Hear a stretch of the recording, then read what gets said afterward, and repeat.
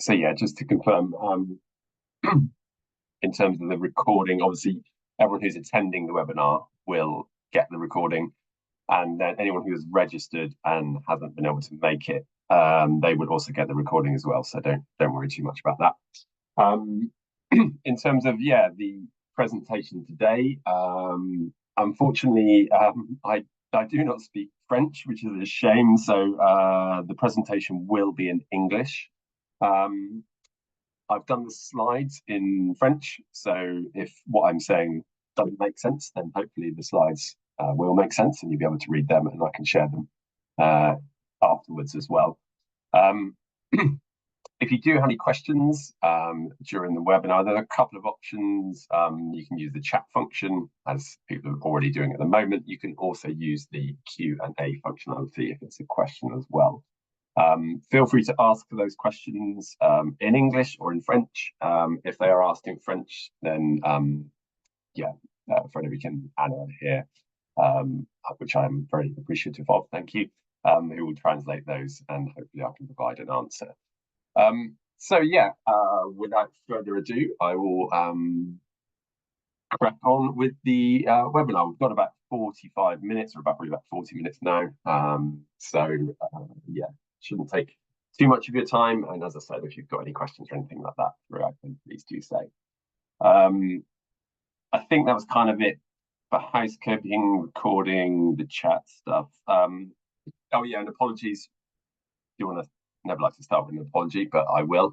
Apologies for an email that went out last week, I think, to say that there was going to be some presenting from the kind of institutions who are already involved with the Lean Library. That isn't going to be the case today. You are just going to be hearing from me, so apologies for that. But yeah, slight confusion between myself and our marketing team there. So without further ado, I will start.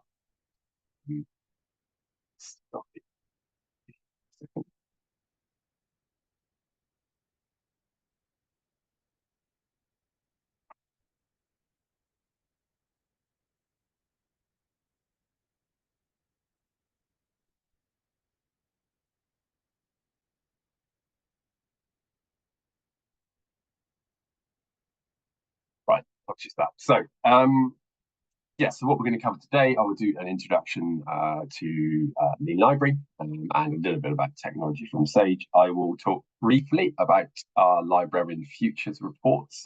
We've just released a new one.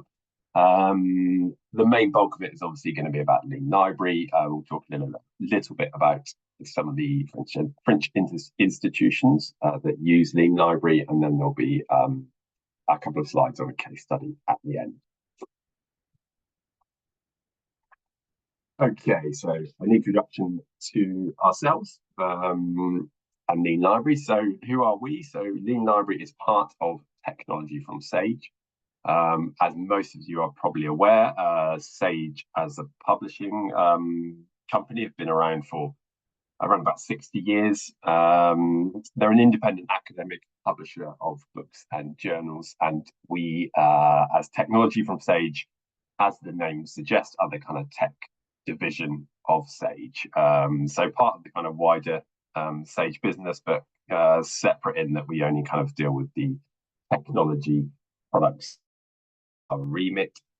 And they are Lean Library. They are really Lean Library and Talis Aspire. Talis Aspire I won't cover today, but has been the kind of longest standing product under the Technology from Sage umbrella.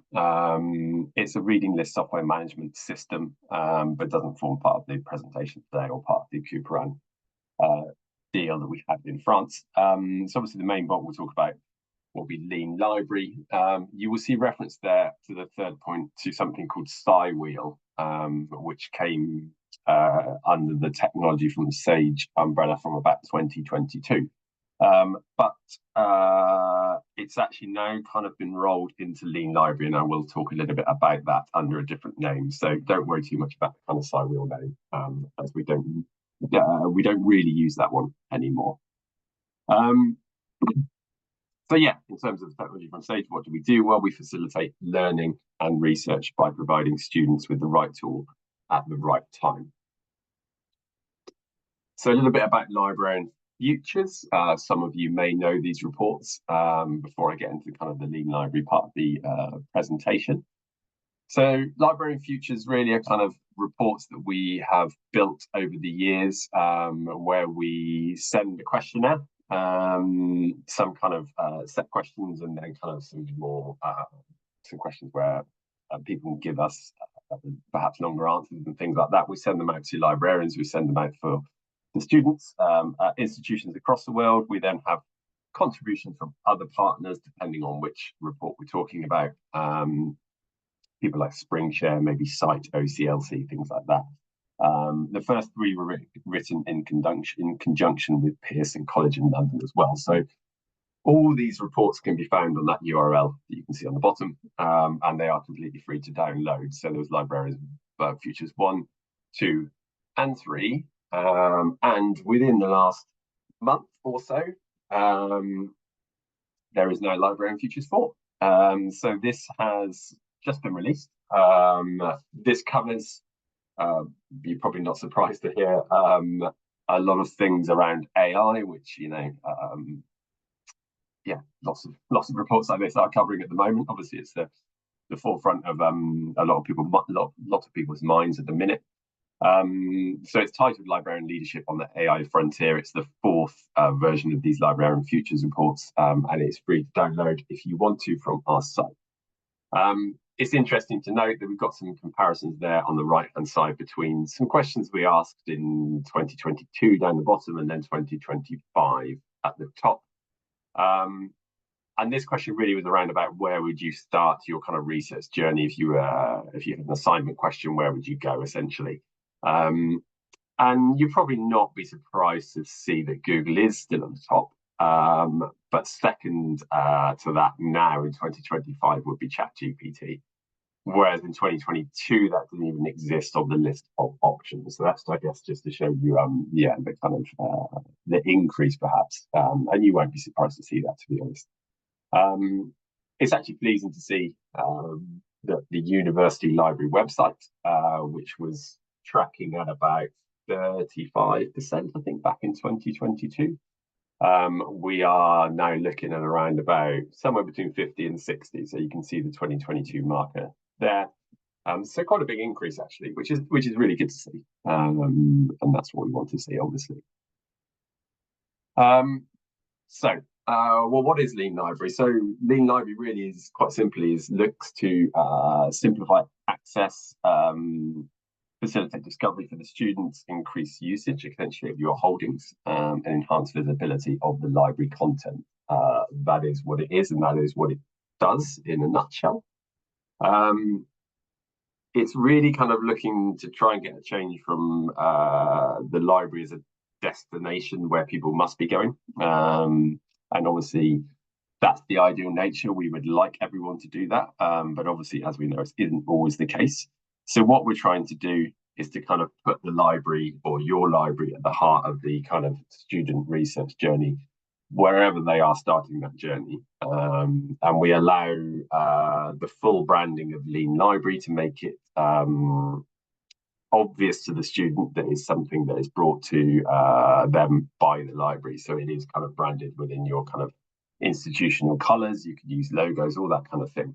And really, it's kind of trying to meet the student wherever it is they are. So whether they are on places like PubMed or Google Scholar or wherever, it is trying to allow the library to sit central to that, yeah, as I said, wherever they're starting that journey.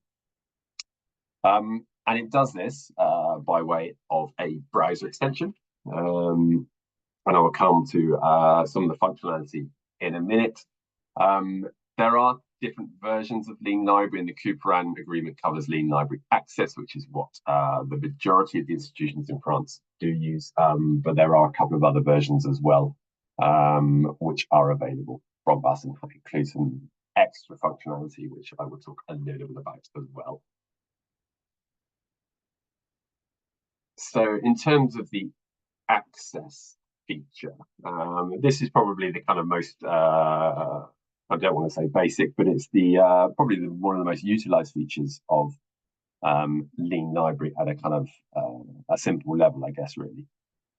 So what the access feature does it provides your users with simplified access to e-resources that the library subscribes to from wherever they are online. It consists of, access can be set up via 3 authentication methods. So effectively, as long as you're using Easy Proxy, Open Athens, or Shibboleth, then the library can work. If I move on to the next slide, I can show you a little bit more about what I'm talking about here. So this is really for situations where a student may not know you subscribe to some or all of the content within something like JSTOR or Science Direct or whatever it might be. And they just go to Google, type in JSTOR and hit the kind of JSTOR site. Now, I know there are kind of institutional login buttons used on most of these sites, but students, as you probably are aware, may not always think to go to those. So what the extension is doing if the student lands on something like JSTOR and you do have a subscription there, it's getting those details from the Lean Library librarian dashboard, essentially, that you would have access to as librarians. And it's saying, okay, you have access to some of this content. It pops up to the student. It sends them through the standard authentication method that you would use, as I mentioned, Easy Proxy, and then send them back into JSTOR as they are logged in.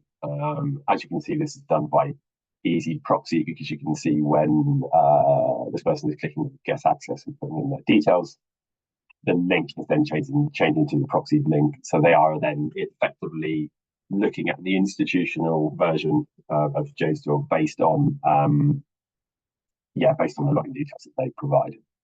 How it knows kind of, I guess, what to direct the student to is that very simply when the student downloads the Lean Library extension, they are asked where they are a student or where they study from a drop-down list. They pick, obviously, their institution, and then that's all the information we need. And then the extension then knows where to redirect that student in terms of the authentication and thing. The authentication is still done completely separate to us, so we don't see any of that information. That is all inputted by the student, and then the extension sends them back to the kind of logged-in version. So I hope that kind of makes sense. And that is what we call the access feature. The alternatives feature is probably the next one that's most frequently used within Lean Library.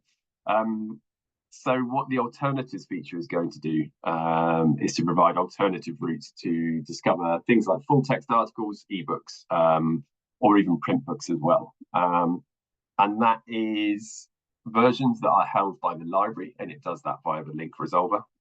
So it looks if you have subscribed a version to something, but then it will also look at open access versions as well. So if it can't find a subscribed version, it's going to look for an open access version. And then lastly, if you want to set it up, it can look at things like interlibrary loans or document delivery service type situations too. So how does this work? So say a student was on Google Scholar, clicked a link to an article, got to the article page, and wasn't allowed to look at the content because either they had to pay for it or whatever it might be. This is where the extension kicks in. It's going to look at the DOI for that particular article. It's going to check it against your link resolver details to see if there is a subscribed version. If there is, it's going to send the student to that subscribed version of that article so they can access the full text. So this is, they may not know that they have access to a particular piece of full text, and the extension is going to, surface this content for them. Similarly, or working in a very similar way, really is the open access version of the alternatives feature. So if the first thing, as I said, the extension will do will look for a subscribed version via the DOI. If it can't find a subscribed version that is full text, it will then check the DOI against a couple of open access databases like Core and Paywall. If it finds a version there, it can send the student to the open access version. So first thing it's trying to do is the subscribed version, then the open access version, and then lastly, lastly, sorry, we'll cover interlibrary loans in a minute. So this is just showing you also do the same thing for ebooks. So if I go to or if the student, goes to Amazon with an ebook and it's going to look at the ISBN, it's going to, again, check that against the link resolver. If there is a subscribed version of that ebook or a purchased version of that ebook that it can send them to, it will do. And then in a similar way, it will do that for open access ebooks as well. Separately, obviously, it won't use Untable or Core. It will be looking at the database of open access books in this situation. That's a very similar thing for articles and for books. There is also functionality for print as well with books. At the minute, what the extension will do will come up and say it will have a little underneath that says check for print. Now, what this is going to do is going to take the ISBN of the book and it's going to search that ISBN within your discovery layer to check if you have a print version of that particular book. We're trying to make that a slightly better integration so that information will come up within the extension itself, but it isn't just forming another search within the discovery layer. That release will be happening very, very soon, and then the user will see that information within the extension pop-up rather than just having to perform that search again within the discovery layer. Sorry, Bob, the sound is very bad. We can't hear you correctly. Is it possible you just do something for it, or? I can do my best. Bear with me. Sorry about this, but it's like there are many, like the sound is cutting sometimes, so we can't hear you very well.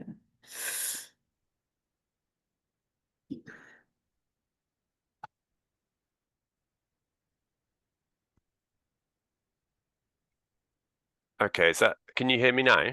Oh, it's much better. Thank you. Okay, I'll try doing it with the headset, and I will also turn off my video because it might just be that there is something happening in terms of internet bandwidth as well that's affecting it. But so we'll try like this. Okay, hopefully this is better. No, it's far much better. Thank you. Okay, perfect. Hopefully you've got some of what I've said so far, and it's made some sort of sense to you. So what I was just saying there was that with the print alternatives, instead of having this check for print button, which is going to search for the ISBN within your discovery layer, it's effectively performing that search for the student to see if there is a print version. We are going to get the extension to present that information to the student within the extension pop-up, so they will see whether the library holds a print copy within the pop-up. That should be being released very soon. So at the minute you will see the check for print, and then hopefully within the next couple of months that will change, and that information will be displayed within the extension. So yes, interlibrary loans. So if the extension can't find a subscribed version of a journal article, and it can't find an open access version, you have the option to set up an interlibrary loan functionality, and that can kind of be set up in any way you want it to work. So if you have a web page that students normally fill in, then we can direct to there, and we can actually pre-populate some of those details from the journal article page, as you see coming across there. Or if it's just an email address, it can just open an email with the address pre-filled in. It's however your interlibrary loan service works. But there is the option as well to just not use it if you don't offer interlibrary loans for students. That's fine. You don't need to turn that on. There are lots and lots of things, or lots of ways in which you can configure Lean Library within the Lean Library dashboard for librarians, and as librarians you would have access to that dashboard, and you can be quite kind of prescriptive about what you want to switch on and not switch on and that kind of thing. So yeah, those are the alternatives features. So that's access and alternatives. I guess last thing kind of in terms of the core functionality with Lean Library would be the assist feature. Now, the assist feature, what this basically does is enable the library to surface targeted messages on particular websites to your users. And there are a number of different reasons that you may want to do this. I am pleased to say that French institutions seem to use assist messages a lot, which is great to see. And actually, because of that, we've got quite a good understanding of what the most popular assist messages are, specifically for the French universities are using. And we've actually, as a result of that, managed to offer something within the librarian dashboard of Lean Library where you can basically choose to use some of the most popular assist messages yourself. So as a university, sometimes it's not perhaps obvious why you would want to set up an assist messages, or you may need some kind of some suggestions on good websites or useful websites for setting up assist messages. So what we've done within the dashboard is taken a kind of look at all of the ones that are used across institutions in France and effectively pre-populated the most popular ones for you, so you can go in there and take them and use them for yourself, basically. But yeah, as I said, lots and lots of reasons you might want to use assist messages. So in this instance, it's looking at the New York Times and maybe other subscriptions where, yes, there may be institutional subscription, but it might only be available by something like a username or password, for example, which, you know, we can't send the user to that authentication page if it's just a generic username or password. So you can put up an assist message to say, yes, we have access to this particular piece of content, but it's username and password, and this is how you get the details, for example. But yeah, there are lots and lots of reasons you may want to use assist messages. They can obviously, and all of this kind of everything that's popping up within the extension is completely configurable. So obviously you can write the assist messages in in French language. You wouldn't obviously they wouldn't need to appear in English. You can write them in whatever is most useful for your users. So yeah, lots and lots of reasons you might want to put these kind of messages onto the extension itself. And then some other functionality that is available within Lean Library Access, which, if you remember the slide earlier in terms of the different versions of Lean Library, is the one that the vast majority of French institutions have access to. So other things that are available, the site functionality, which we added maybe about a year or so ago now, that allows the student just to get the citation of a particular article directly from the extension. So as librarians or as libraries, you can you can basically suggest whatever the kind of university citation style is. You can put that at the top of the drop-down list for the students. They didn't need to go through all of them, so they would just see popular or recommended style at the top for them to choose. And very simply, they choose the citation style, they click the copy button, and then they have the citation there for them. So that's a bit of an integration within the extension for them. Highlight and search, we can switch on. So highlight and search very simply allows the student to click highlight text, right click on it. You'll get the Lean Library display within the right click option that comes up, and then they can search for that within the library discovery layer if they would like to.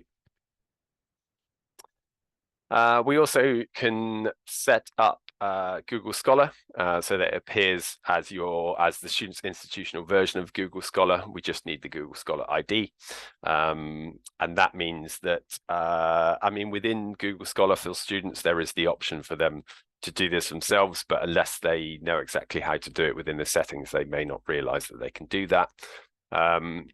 If we take your Google Scholar ID and put that into the Lean Library dashboard, then effectively that the Google Scholar results page will then show to them all of the kind of subscribed resources and things like that.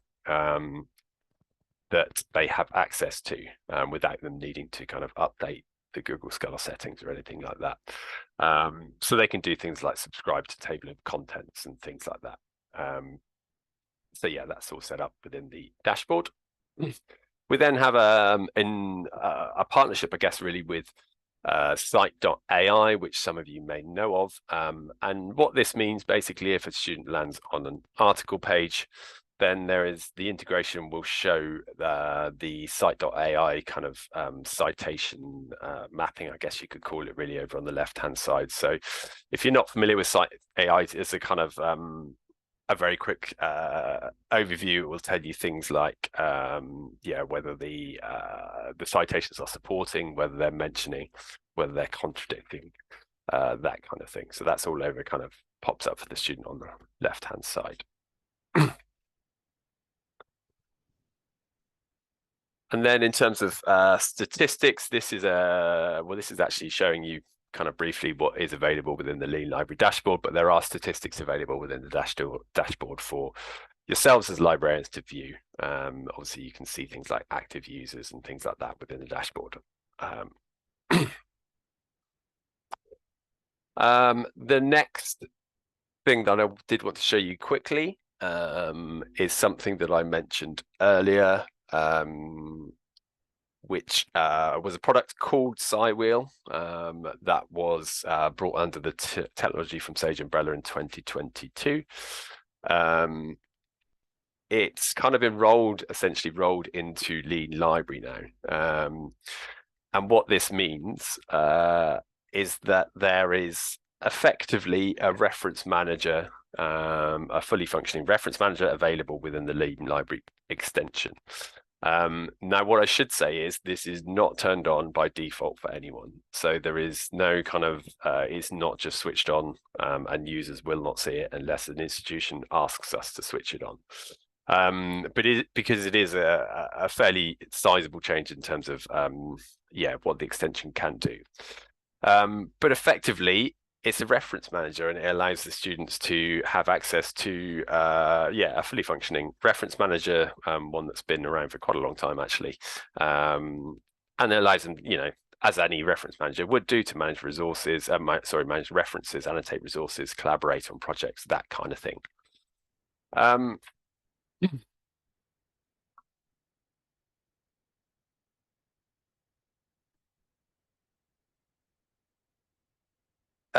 Yeah, sorry, I should probably have mentioned, actually, with the change in terms of bringing SciWheel or the SciWheel functional reference manager functionality to within Lean Library, that all comes under now the Lean Library Workspace umbrella. So that's Lean Library Workspace is effectively the name given to the reference manager functionality within Lean Library. There is obviously the functionality within the browser extension, but also Lean Library Workspace has Google Docs and Word add-ons as well available for the students. I will show you on the next slide. I'm not sure I'm going to show you all of this. Bear with me.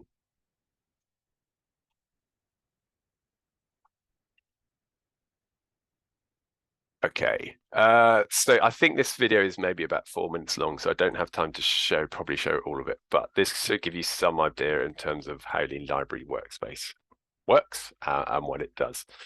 So I'll stop that there. When the student is searching on something like PubMed or Google Scholar or something like that, as well as the normal kind of pop-ups they may get from Lean Library, they then now have the option, if you were to switch this on, for them to save all of those references from this page into yeah, Lean Library Workspace, their kind of reference manager part. So because I've got 10 results here, what this video has just shown me over here within the extension, you'll see what is the Lean Library Workspace logo, the number pop up to say there are 10 references available for this user to save. They just click on the ones they would like to save, and they can choose to save them in a completely new project, or they can choose to save them in one that already exists. And once they do that, they are all added to that project. You will see the flags change now. So what this is effectively saying is these references have now been saved, and here's my little button saying, okay, you can go and view these in Lean Library Workspace now. And now the user goes over to Lean Library Workspace. They go directly into this reference that they clicked on. They can add tags to it. A lot of this functionality you will be aware of if you're used to reference managers. It's fairly standard, really. They can add it to their own kind of personal reading lists if they want to. If we just go to the dashboard within Lean Library Workspace, you'll see the other projects they've got set up. They also have the option, if they wanted to, and I think if I maybe skip the video on, it's going to show it here. So there is the option with Lean Library Workspace to be able to highlight portions of text within a particular article, choose your highlight color, add notes, that kind of thing. And that will get saved within the students' Lean Library Workspace area for them. So any highlights they make, any notes they make, all saved within the kind of projects within Lean Library Workspace. So yeah, lots and lots of really nice things you can do with Workspace. The kind of what am I trying to say here? The reason that most people use Cywheel as it was previously, as it is now Lean Library Workspace, is that it's obviously not only a reference manager, and it's a very, very good one, but it's really, really good on the kind of collaborative side as well. So Lean Library Workspace leans heavily on the kind of collaboration. So if users are looking to collaborate on projects, it's absolutely brilliant for that. I will stop that video there because I don't have time to kind of show it all. I'm conscious I've got some other things to talk through. But yeah, as I said, Lean Library Workspace is completely new to Lean Library. Sorry, I just had to come out and come back in there. Completely new to Lean Library, but is not switched on by default for anyone. So it would require a request to switch it on for you. And we can talk you through how that works, obviously, when you do that. And then the other thing that I did want to mention within Lean Library Access is one click to PDF, which is not available yet, but will be available within the next kind of couple of months, we're thinking. Now, what one click to PDF does, as the name would suggest, is provide a one-click link to the PDF for journal articles for the student. In the first instance, when it's released, it's going to be done within the discovery layer. Again, if you wanted to switch this on, this isn't kind of a compulsory switch on or anything like that. And what that means is it's going to be the first bit of functionality really that we have that isn't going to require an extension pop up for it to work. So if you kind of link up your discovery layer with the Lean Library one-click to PDF functionality, then a download PDF button will appear when available, or where it can find a PDF for the student within the discovery layer, within the discovery layer results pages. Yes, it's a little bit of a change for us. It's the first time anything we will provide will happen outside of the extension. We're doing that in the first instance, and the reason it's taking perhaps a little bit longer than we'd hoped is we need to do a lot of testing with the different discovery layers. Obviously, there are different discovery systems that universities use, so we need to make sure it works for those. And then once we've done all that testing and then we've got that working okay, then we'll release that for discovery layers, and then beyond that we will then get it working within the kind of extension pop-up as well, and then we hope to get it working in other results pages too, i.e. kind of Google Scholar and things like that, so that comes further down the line. As I said, not released yet, but will be released hopefully within the next couple of months.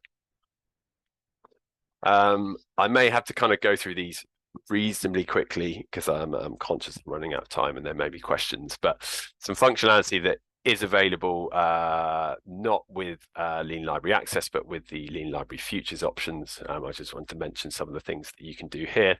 So you can integrate support materials, whether that be libguides or anything like that, directly within the extension at the point of need for this user. Wikipedia is the example here. So if you have a libguide on how to search on Wikipedia, the more obvious one, and the one people tend to set up at the moment, is obviously things like ChatGPT. If you had library guidance on how to use ChatGPT and things like that, then you can surface that directly to the student at the point of need, i.e. when they go to these AI tools.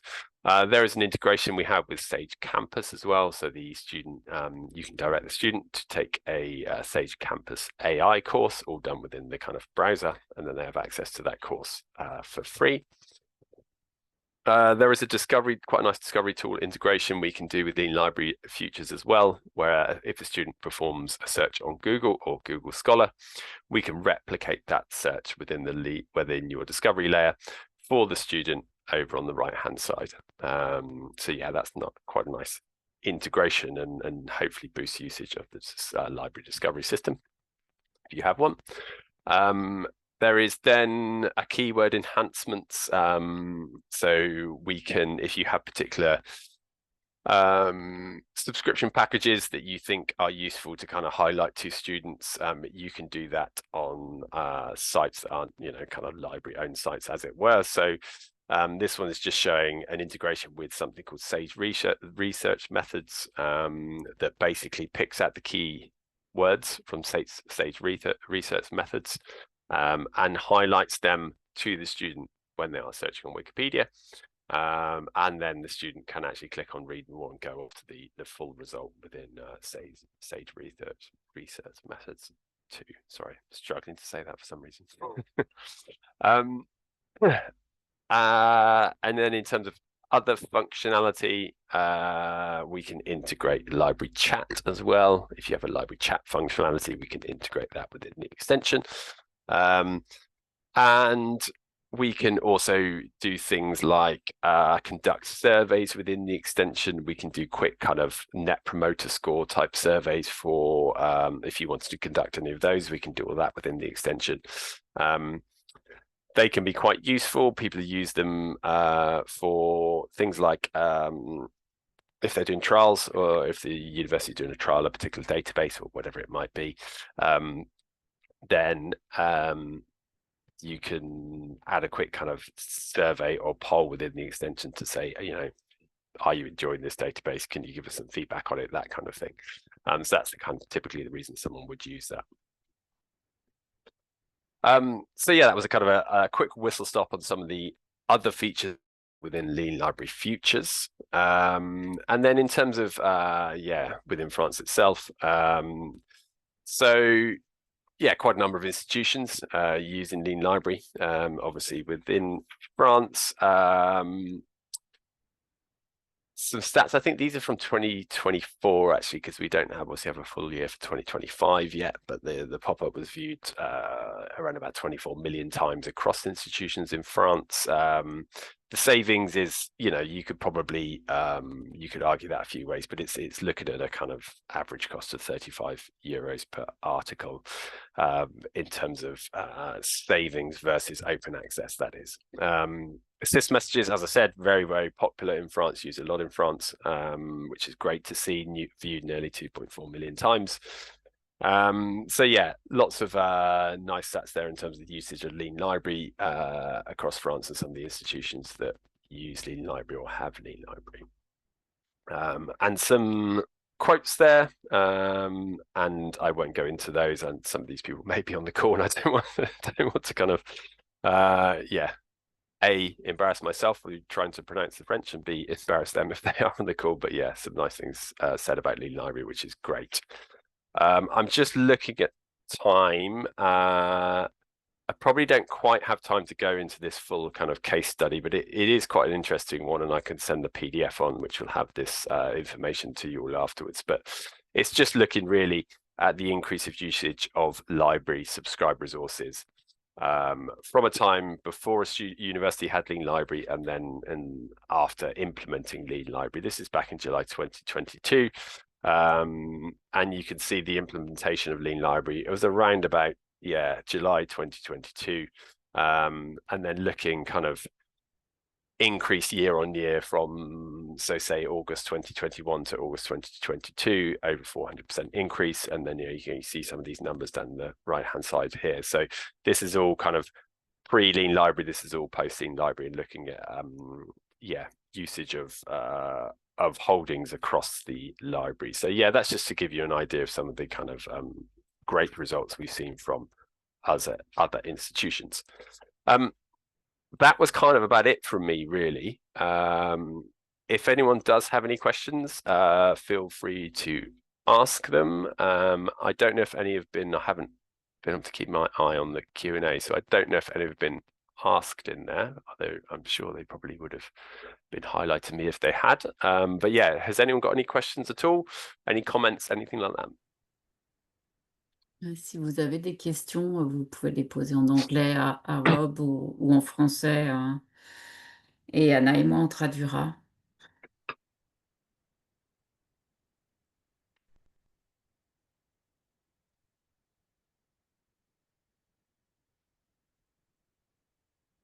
Aucune question.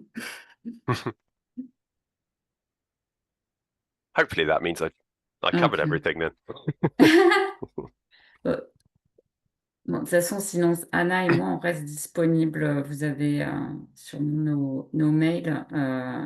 On reste, de toute manière, on est bien identifié comme négociatrice Couperin, donc vous pouvez nous écrire vos questions. On pourra se prendre un temps ensemble si nécessaire. Thank you. Okay. There is a question in the chat. Yeah, in terms of access to try it, yes, absolutely, we can do that. I can get in touch with you. We do just prefer to do it so it's set up how it would appear to yourselves, if you see what I mean. So we just take a few details in terms of your university setup from a kind of, I guess, from a tech point of view, just so we can get it working properly for you, so you can see a bit of what it kind of would look like for yourselves, rather than just kind of a generic version that isn't going to highlight the right content to you, I guess.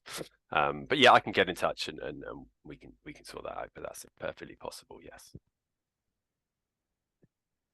And yeah, as you're probably aware, obviously there is, I'm sure you're all aware, there's obviously a Couperin agreement for Lean Library within France. So all the kind of the pricing and things like that is all arranged and pre-agreed via that route. So that should all be available to you as well if needed.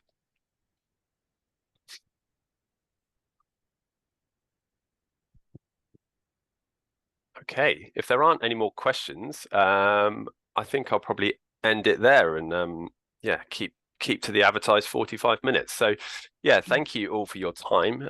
It's very much appreciated. And as I said at the start, this has been recorded, so you will get a copy of the recording and a copy of the slides as well, emailed to you.